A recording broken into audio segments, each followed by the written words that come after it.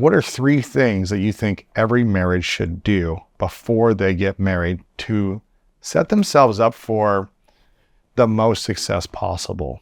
I'm not saying the least amount of challenges, but the most amount of peaceful experience of a relationship they could have, diminishing or, lessening some of the challenges that would come later if they didn't do. I think the first one is you have to have a group of people outside this marriage that you both are committed to helping carry the weight that you bring into the world. Really? What does that look like? That means there are seasons when my wife, I get home from being on the road and she said, "Are you going to watch the fights this weekend with your buddies?" Because she knows I need to go sit with a group of guys and laugh and be goofy and tell jokes and eat nachos, even though I'm trying to, Right. take care of my nutrition. She also knows she can't carry all of my, am I enough? And what about the bills? And hey, what about the kids? And all of it. I've got to have a group of guys that I can lean on. And she's got to have a group of women that she goes and sits with on a regular basis, and they go do whatever it is they do. We have to have a counselor that I call on and say, I need some healing. Hey, by the way, next year I'll have a 9th grader. 9th grade for me was a magic year.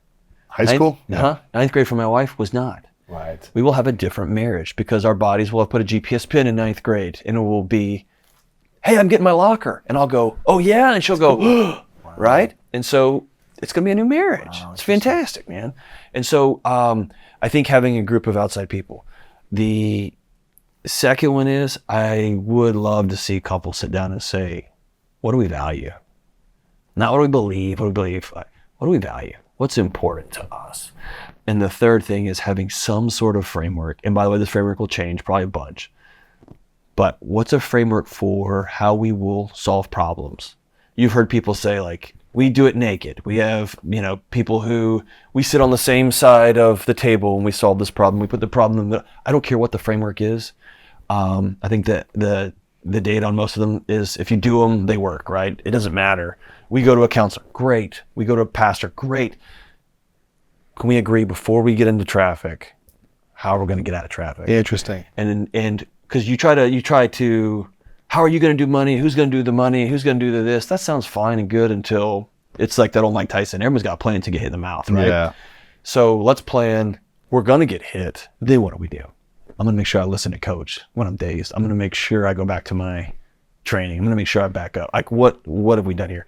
Do you have a framework for how you're going to deal with challenges when they come? I love these 3 things. My buddy Jay Shetty talks about, a key to a successful marriage or relationship is how well you fight and argue. Yeah.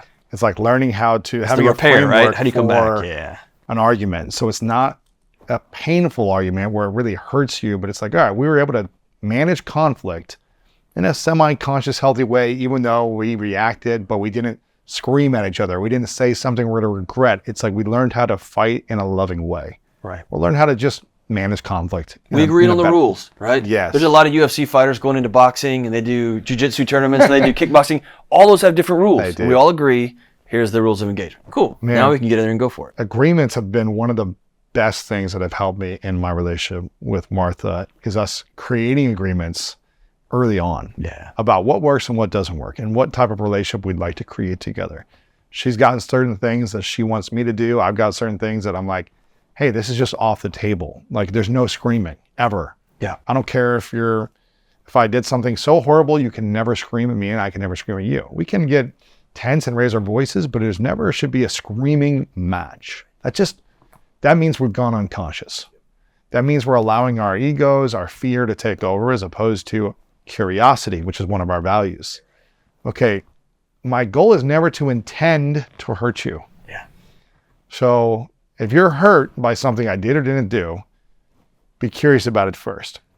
And if I did something really bad out of integrity and you want to yell at me, okay, then I broke the agreement. Right? Yeah. I broke the agreement, then you can do whatever you want, right? It's like, fair. But my intention is to be a good man and to love you and to support you. It's not to hurt you. Yeah. And so. But what you're saying there is, I'm going to do everything I can for us. Yes. And I'm asking you will you bring everything too? Absolutely. And if I can be in service to you in that way, and you're in service to me that way, us will always win. Us always Absolutely. wins. Yeah. I've got a few more questions about relationships before we wrap Yeah. up. You've got your book, Building a Non-Anxious Life, that is available. You've got Dr. John Deloney show that people can check out on the Ramsey Network, which is, all the shows are amazing over there, but your show is great. It's a call-in show talking about all these different things. You've got amazing stuff on social media. John Deloney everywhere on social media as well. But I want people to get your book because it's going to be really powerful. It's got some great stories, lessons, and frameworks to help people be less stressed and less anxious. And I believe when people have less anxiety and more peace, they can make better conscious decisions in intimacy and relationships, career, and everyday life. So I want people to get a copy of that book. I feel like the world has shifted over the last few years, obviously, in a lot of different ways.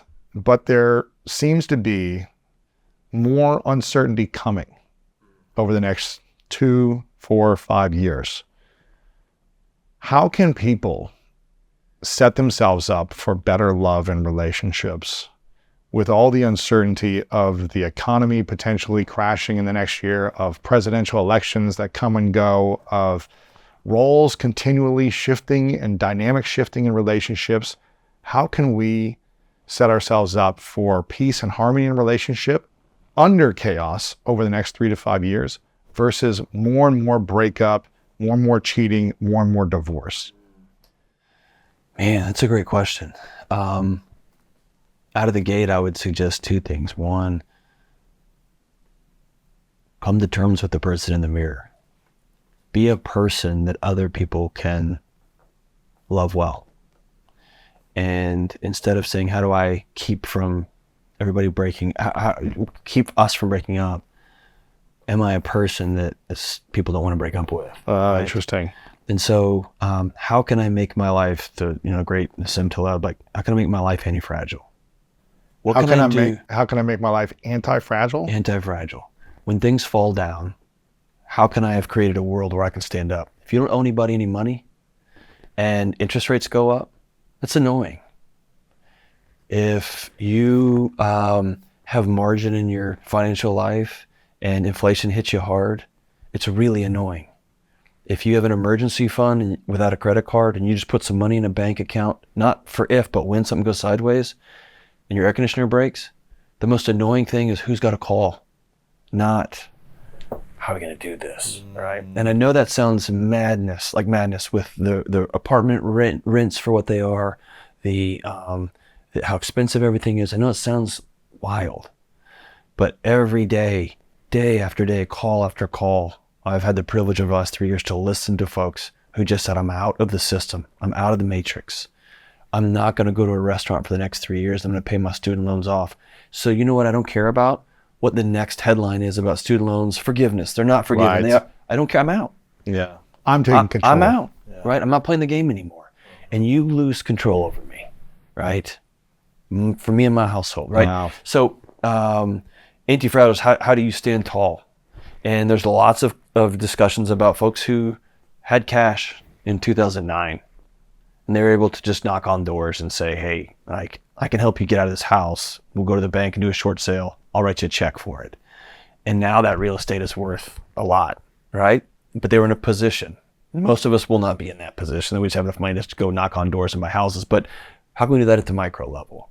Do I have enough money that if there's a big recession, do I have a pocket where I can still tip really well and take care of my waiter at Waffle House because I know he's struggling? Can I do that? Do I have, can I just create a long-standing, what if I started right now with every Monday night, we have a couple of families that show up at our house and it's the clean out your fridge night. I'm not cleaning my house for you. I love y'all. You bring whatever casseroles and half a bottle of wine, whatever you got, come to my house. We're going to start that now because I know in a year, in 4 years, in 6 years, something's coming. It is. Let's stop pretending. It might not, it will. Whatever it is. Your mom will get sick. The economy will fall apart. Somebody will get elected that you hate. Whatever it's coming. What if I had a core group of people already in a rhythm that this is who we are and this is who we're about. This is what we do. What if, right? So it's creating that world, not if, but when something goes sideways, what will that look like?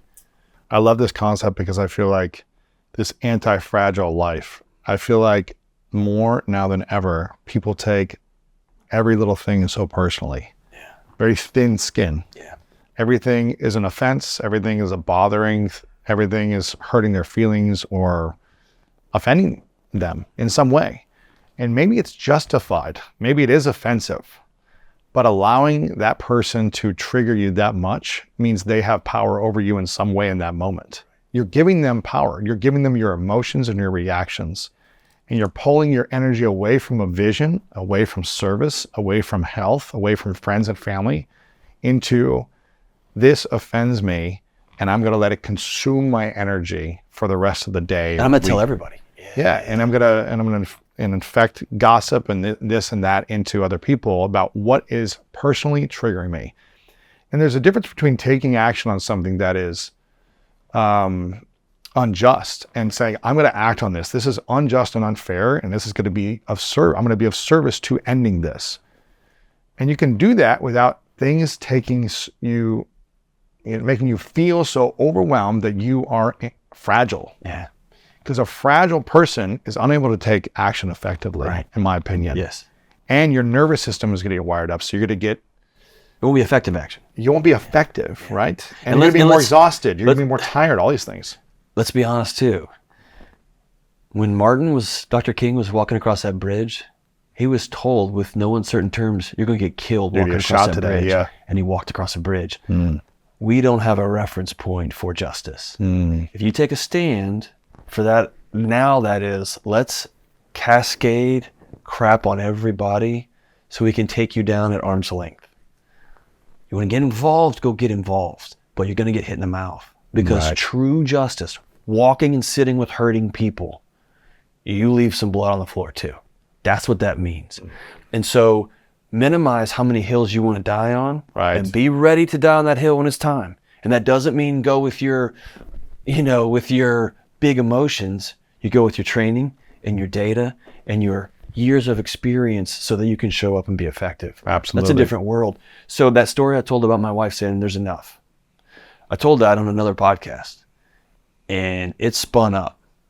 What do you mean? It took on a life of its own. Really? I was stunned by it. I was like, what in the world? I didn't post this. Another podcast posted it. It took off. And then the comments started pouring in about my wife. How dare she?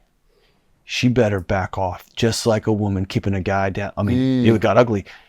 And Lewis, at first I got pissed. It was instant. And then you don't get a vote. Right.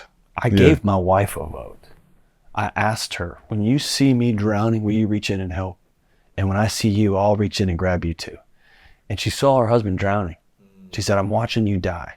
And so all of the people from the nickel seats saying, oh yeah, you don't get a vote. I didn't give you a vote. Right. And you can say what you're going to say, man. Yeah. But you know who I know is in my corner? My wife. Yeah, it's interesting. I mean, one of the Four Agreements, which is one of the best-selling books of the last, a few decades, is don't take anything personally, right? And I think what I take away from that is don't let things affect you so much that it takes you off your course, off your vision. Something might affect you and make you be like, oh, I don't like this. Let's make a change with it. But don't let it ruin your day. And also, I've given 4 or 5 people access. Yeah. There's 4 men in my wife, 5 men in my wife who I've said, if you see me from afar, if you hear me in a room, Yeah. you stop the music and you turn the lights up and you say, that's not who we are. Right. I've given you permission. Call me out. Give me that feedback. Absolutely. Yeah. If you see a train coming at me and I'm just singing and Right, dancing, right. shove me out of the way. Yeah, exactly. But other than that, right? All these opinions, yeah. Yeah. It's a politician, man. It's a company trying to make money. Yeah. The news those are publicly traded companies. Their job is to give me truth. Their job is to get clicks. I'm not going to give you. Yeah, me. man. I need that from my daughter. I need that from my son. I need that from my neighbors. Right? Yeah, I don't get that.